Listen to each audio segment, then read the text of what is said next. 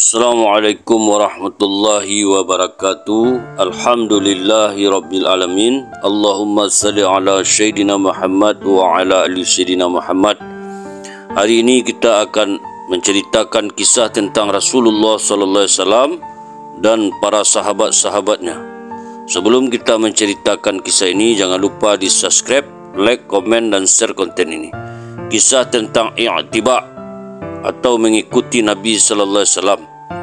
Allah Subhanahu wa taala berfirman di dalam Al-Qur'an, "Laqad kana lakum fi Rasulillahi uswatun hasanah liman kana yarjullaha wal yawmal akhir wa dzakarallahu katsira. Walamma ra'al mu'minuna al-ahzaba qalu hadza ma wa'adana Allahu wa rasuluhu wa sadaqallahu wa rasuluhu wa ma zadahum illa imanau wa taslima."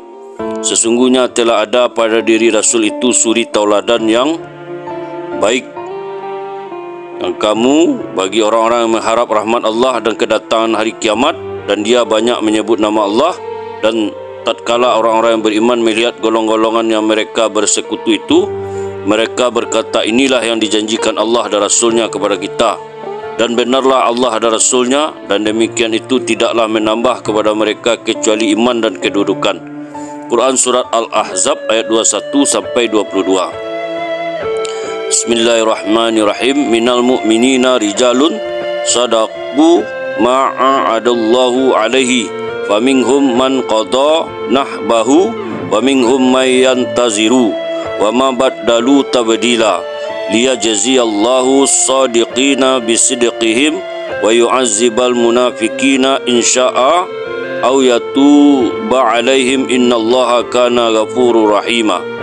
Di antara orang yang beriman itu ada orang yang menepati yang telah dijanjikan kepada Allah, maka di antara mereka ada yang gugur, dan di antara mereka ada pula yang menunggu-nunggu, dan mereka sedikit pun tidak mengubah janjinya, supaya Allah memberikan balasan kepada orang-orang yang benar itu karena kebenaran, dan menyiksa orang munafik yang dikehendakinya atau menerima taubat mereka. Sesungguhnya Allah adalah Maha Pengampun lagi Maha Penyayang. Quran Surah Al-Ahzab ayat 23 sampai 24. Dikeluarkan oleh Al-Bukhari dan Muslim dari Aisyah radhiyallahu katanya, Rasulullah SAW mempunyai sehelai tikar yang selalu dibentangkannya pada waktu malam dan mendirikan solat di atasnya. Beliau akan membentang tikar itu pada waktu siang dan berbaring di atasnya. Sahabat-sahabat baginda sallallahu alaihi wasallam berkumpul bersamanya dan mengerjakan solat di belakang baginda sallallahu alaihi wasallam sehingga jumlah mereka semakin banyak.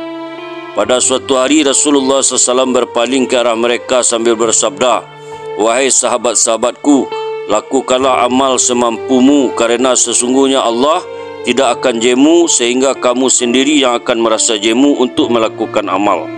Sesungguhnya amalan yang paling disukai oleh Allah adalah yang sedikit tetapi berterusan atau istiqomah." Dan di dalam satu riwayat ada dinukilkan bahawa jika ahli keluarga Muhammad melakukan sesuatu amalan, mereka akan beristiqomah melakukannya. Dikeluarkan oleh Abu Daud dari Anas bin Malik radhiyallahu anhu bahawa sesungguhnya ia pernah melihat sebentuk cincin di jari Rasulullah SAW yang dibuat dari perak.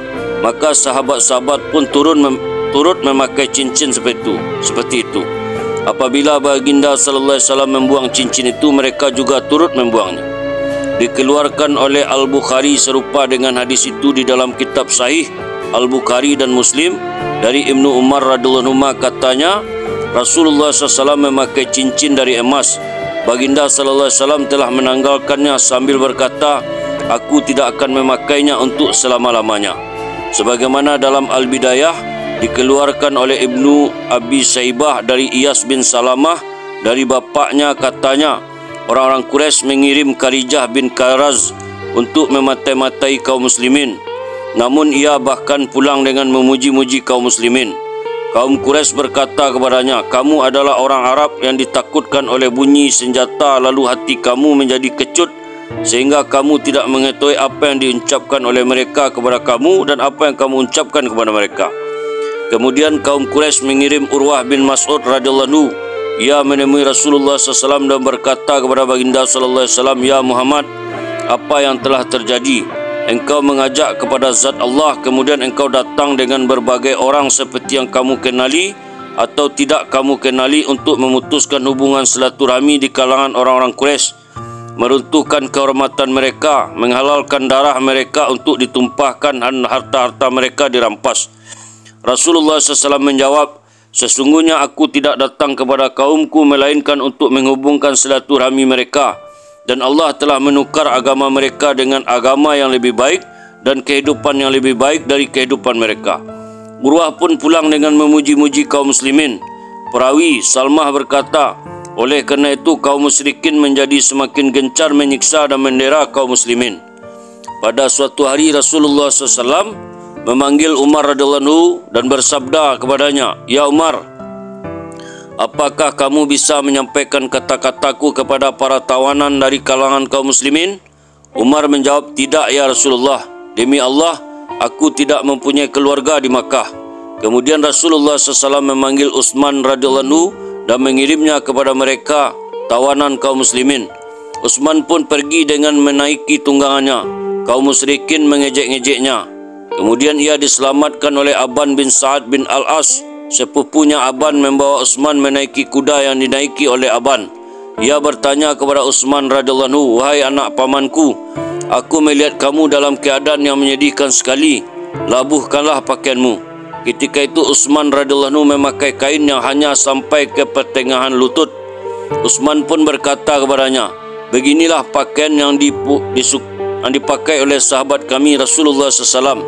Setelah itu Utsman radhiyallahu anhu pun menyampaikan pesan Rasulullah SAW kepada semua kaum muslimin yang telah ditawan. Perawi Salmah berkata, "Ketika kami sedang beristirahat pada waktu tengah hari, tiba-tiba kedengaran suara menyeru. Rasulullah SAW sedang menyeru, 'Wahai manusia, baiatlah, Jibril telah datang membawa wahyu.' Itulah wahyu di mana Allah telah berfirman, 'Bismillahirrahmanirrahim. Laqad radiyallahu anil mu'minina iz yubayyi'unaka tahta syajarah fa'alima ma fi qulubihim fa'anzalas sakinata 'alaihim wa asabahum fathan qariba.' Sesungguhnya Allah telah rida terhadap orang-orang beriman ketika mereka berjanji setia kepadamu di bawah pohon, maka Allah mengetahui apa yang ada di dalam hati mereka, lalu menurunkan ketenangan atas mereka dan memberi balasan kepada mereka dengan kebenaran yang dekat waktunya." Quran Surah Al-Fat ayat 18. Rasulullah SAW meletakkan kedua tangannya satu sama lain dan berbaiat bagi pihak Utsman radhiyallahu anhu. Sahabat-sahabat pun berkata, "Abu Abdullah atau Utsman radhiyallahu anhu amat bernasib baik. Ia melakukan tawaf di Makkah sedangkan kami berada di sini." Rasulullah SAW pun bersabda, "Jika ia tinggal di Makkah buat beberapa lama, ia tidak akan melakukan tawaf tanpa kehadiranku." Sebagaimana dalam Al-Kanz dikeluarkan oleh Ar-Rauni, Abu Ya'la dan Ibnu Asyakir dari Iyas bin Salmah dari ayahnya secara ringkas. Sebagaimana dalam Al-Kanz dan dalam riwayat lain, Aban berkata kepada Utsman radhiyallahu anhu, "Wahai anak pamanku, aku melihat kamu dalam keadaan susah sekali. Labuhkanlah pakaianmu sebagaimana kaummu melakukannya." Utsman berkata, "Beginilah yang dilakukan oleh sahabat kami, melabuhkan pakaiannya hanya ke pertengahan lutut." Utsman radhiyallahu anhu berkata lagi, "Wahai anak pamanku, sesungguhnya kami tidak melakukan sesuatu melainkan dengan mengikat sebagaimana yang dilakukan oleh sahabat kami Rasulullah SAW." Dikeluarkan oleh At-Tayalisi, Ibnu Sa'ad, Ahmad Al-Bukhari, At-Tirmizi, Nasai, Ibnu Hibban dan selain mereka dari Zaid bin Sabit radhiyallahu anhu katanya, "Di dalam perang Yamamah, Abu Bakar radhiyallahu anhu mengirim seseorang utusan kepadaku. Ketika aku menemui Abu Bakar radhiyallahu anhu, Umar radhiyallahu anhu pun ada di sana. Abu Bakar radhiyallahu anhu berkata kepadaku, 'Sesungguhnya aku telah diberitahu bahwa banyak penghafal Al-Quran dan para pembacanya telah terbunuh di dalam perang Yamamah. Oleh kerana itu aku takut sekiranya kita tidak mengambil tindakan apa-apa, Al-Quran tidak akan ada lagi pada kita. Maka dari itu aku mau engkau pergi segenap tempat dan mengumpulkan semua surah Al-Quran.' Aku pun berkata kepadanya, atau kepada Umar, bagaimana kita akan melakukan sesuatu yang tidak pernah dilakukan oleh Rasulullah SAW? Umar radhiyallahu anhu pun berkata kepadaku, demi Allah, lebih baik kita segera mengambil tindakan itu. Kemudian Umar radhiyallahu anhu terus mengulang-ulang perkataannya itu sehingga Allah melapangkan dadaku sebagaimana dia telah melapangkan dada Umar radhiyallahu anhu. Dan aku mempunyai pendapat sebagaimana yang dipunyai oleh Umar radhiyallahu anhu. Kata Zaid, Umar yang berada di sebelah Abu Bakar radhiyallahu anhu diam tidak berkata apa-apa. Abu Bakar radhiyallahu anhu berkata kepadaku, wahai Zaid, kamu adalah seorang pemuda yang bijak dan kamu telah menulis wahyu dari Rasulullah SAW dan mengumpulkannya. Zaid berkata, jika engkau menugaskan aku untuk memindahkan satu gunung ke gunung yang lain, sungguh tidak lebih berat dari apa yang engkau tugaskan kepadaku untuk mengumpulkan Al-Quran. Aku pun bertanya, bagaimanakah kamu ingin melakukan sesuatu yang tidak pernah dilakukan oleh Rasulullah SAW? Aku pun bertanya, Abu Bakar berkata, demi Allah, ini adalah satu langkah yang baik. Kemudian Abu Bakar radhiyallahu anhu terus mengulang-ulang perkataan itu sehingga Allah melapangkan dadaku sebagaimana dia telah membukakan hati Abu Bakar radhiyallahu anhu dan Umar radhiyallahu anhu. Maka aku memulai mengumpulkan surat-surat dan ayat-ayat Al-Quran yang tertulis di atas kain-kain perca, batu, tulang dan lain-lain sehingga aku memperoleh bagian akhir surat Al-Baqarah At-Taubah dari Kazimah bin Sabit Al-Ansari yang tidak aku peroleh dari orang lain, yaitu ayat yang berikut ini. Bismillahirrahmanirrahim.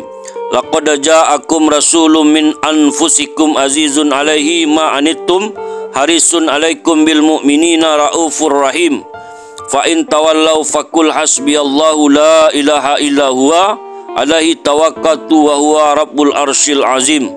Sesungguhnya telah datang kepadaku seorang rasul dari kaummu sendiri. Berat terasa olehnya penderitaanmu, sangat menginginkan keimanan dan keselamatan bagimu. Amat belas kasihan lagi penyayang terhadap orang-orang mukmin. Jika mereka berpaling dari keimanan, maka katakanlah, cukuplah Allah bagiku, tidak ada ilah selain Dia. Hanya kepada Dia aku bertawakal dan Dia adalah Rabb yang memiliki arsy yang agung. Quran Surah At-Taubah ayat 128 sampai 129. Alhamdulillah, itulah kisah tentang ittiba' kepada Rasulullah SAW. Jadi kisah ini panjang. InsyaAllah ada part yang kedua dan yang ketiga. Kita tutup dengan doa subhanallah wa bihamdihi, subhanallah wa bihamdika, asyhadu an la ilaha illa anta, astaghfiruka wa atubu ilaik. Assalamualaikum warahmatullahi wabarakatuh.